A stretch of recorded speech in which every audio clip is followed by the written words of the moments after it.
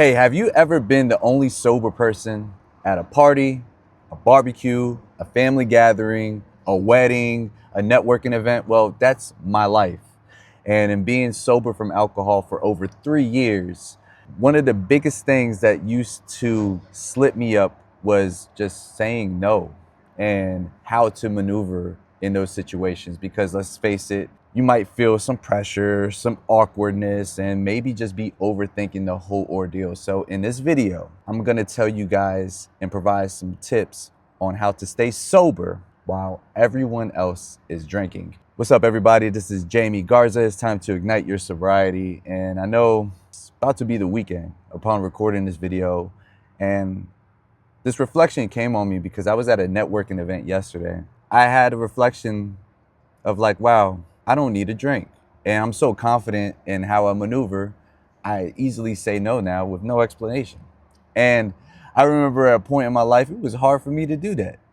And most of it was because I was overthinking. I figured out what works for me, and I figured I'd make a video about how it can help you if you're sober curious or you're getting sober, and especially when you're starting out, because I was overthinking a lot. You know, we live in a world where a drink is more than just a drink. And what I mean by that, it's a sense, it could be a sense of friendship, a sense of camaraderie, a sign of respect, connection. So when you say no, it can feel like you're rejecting them. Nobody likes that. I know when I'm offered some food that someone cooked, I don't want to say no because they take offense to that. So in the world we live in, it's kind of been painted that the same goes for a drink. And I remember I used to overthink, like, I don't want to reject them. I mean, we're talking somebody like my grandpa, my abuelo. He gives me a shot and I'm saying no. And for the longest, I felt like I was letting him down, rejecting him. And that's never a good feeling. And of course that transpired and kept going on. But I realized I didn't have to explain myself. And saying no doesn't mean you're being rude. It means you're being rooted. You know, you're standing on business, you're standing on principle, you're showing up for yourself. One of the big things I would just say is just be honest. You know, you're going on this sobriety journey and quitting alcohol for a reason. Just be honest. Honesty is the best policy. I believe Abraham Lincoln used to say that. Honest Abe, right? So my go-to was just, nah, I'm good. I'm good off that. I don't drink no more. Or if I'm at a networking event, no thank you. And that confidence speaks volumes. In fact, I recall a time where I kept it simple. Again, not overthinking, not trying to explain this and that. Now, if it leads into that, cool, which I'm gonna get to.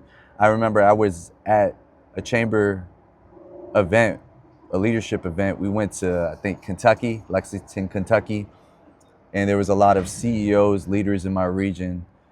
And one in particular was a gentleman who was a VP at a prestige hospital in my area.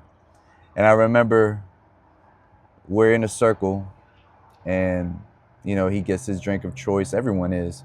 And here I am getting a ginger ale on the rocks. And he asked me, you know, it sparked curiosity. And, hey, you don't drink?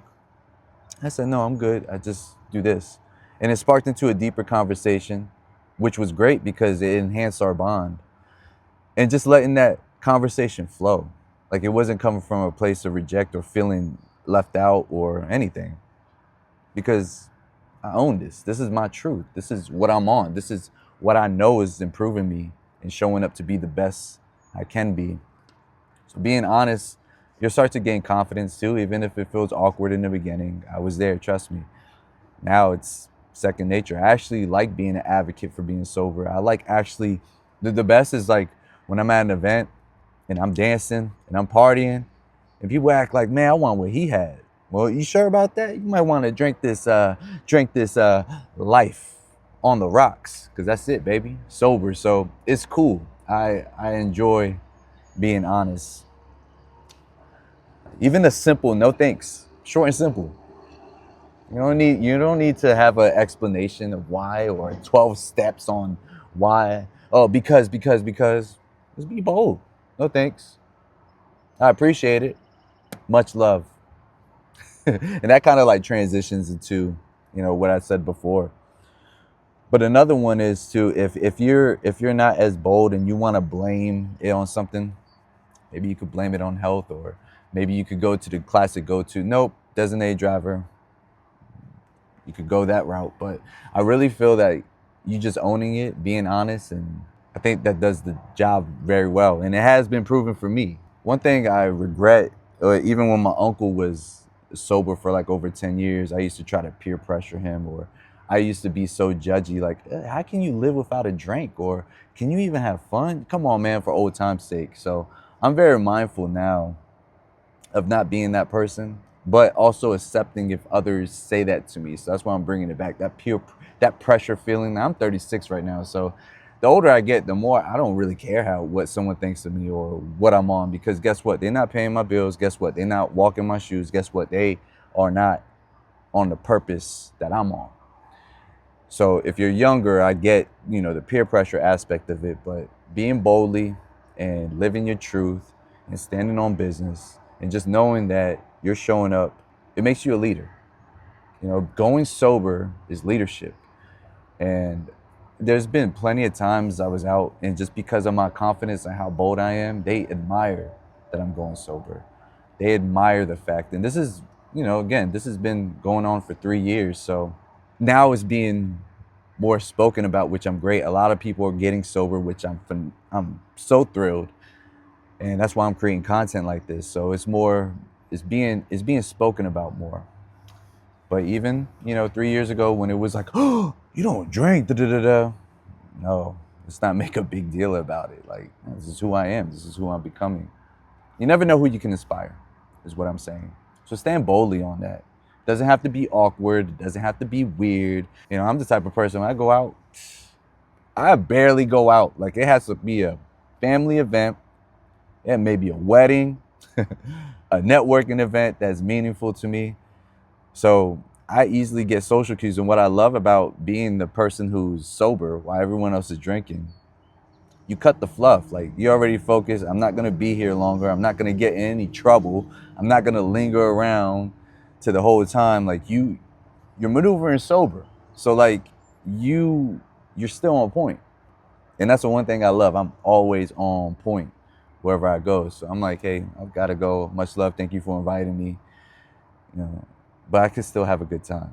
And sobriety has taught me to have a good time. You're not awkward, you're aware.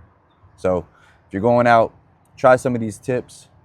And if you like this video, subscribe, because I'm putting video sobriety content every day to ignite your sobriety. And if these videos are helping, let your boy know in the comments. Let me know what is your go-to when you're in public while everyone else is drinking at an event or a get-together. What's your go-to in saying and doing? Stay sober and stand on business. That's it. That's all. That's enough.